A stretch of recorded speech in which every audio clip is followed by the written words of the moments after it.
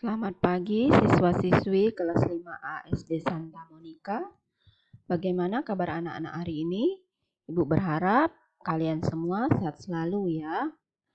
Di video pembelajaran kali ini kita akan belajar di tema 1, organ gerak hewan dan manusia. Kita masuk subtema 2, manusia dan lingkungan, pembelajaran 1.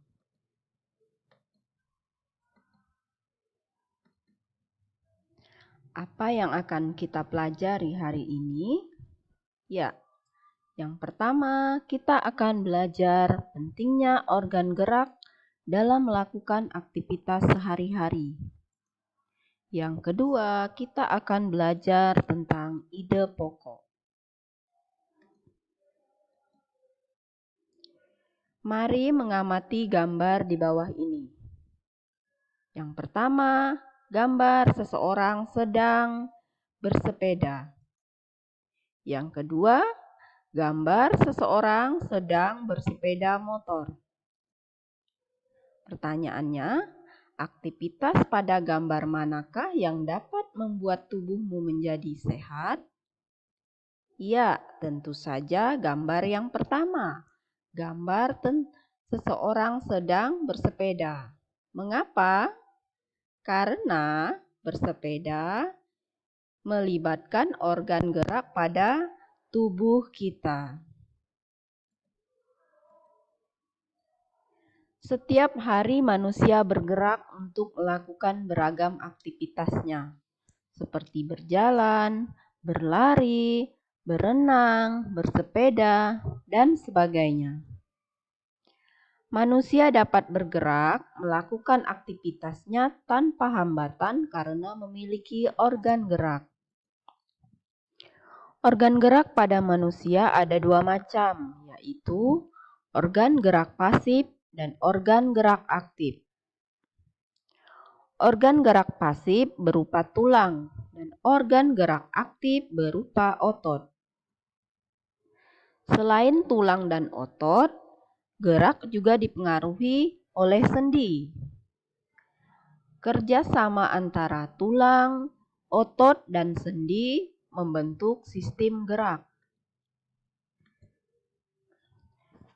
Tulang disebut sebagai organ gerak pasif karena tulang tidak dapat bergerak sendiri.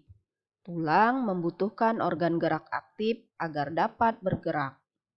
Nah, organ gerak aktifnya tadi adalah otot.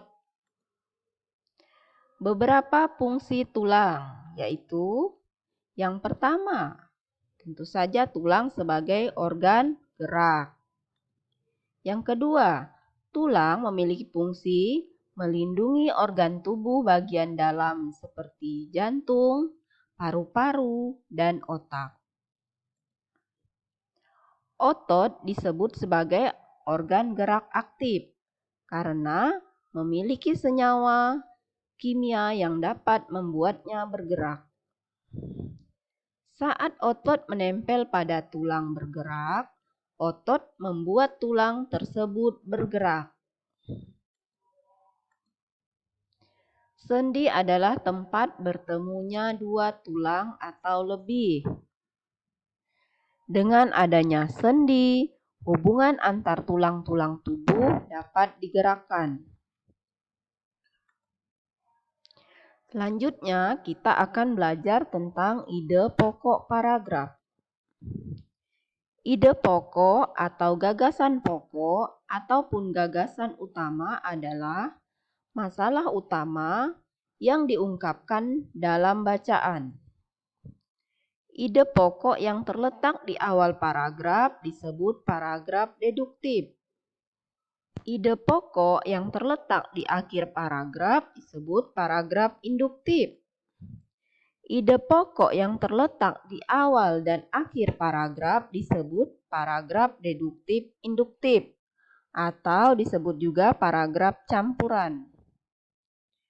Nah, bagaimana cara menentukan ide pokok suatu paragraf?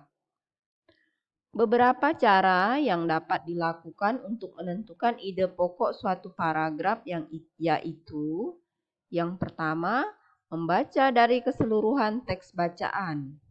Yang kedua, memahami isi bacaan teks tersebut. Yang ketiga, menemukan ide pokok bacaan. Baik anak-anak, sekian video pembelajaran hari ini.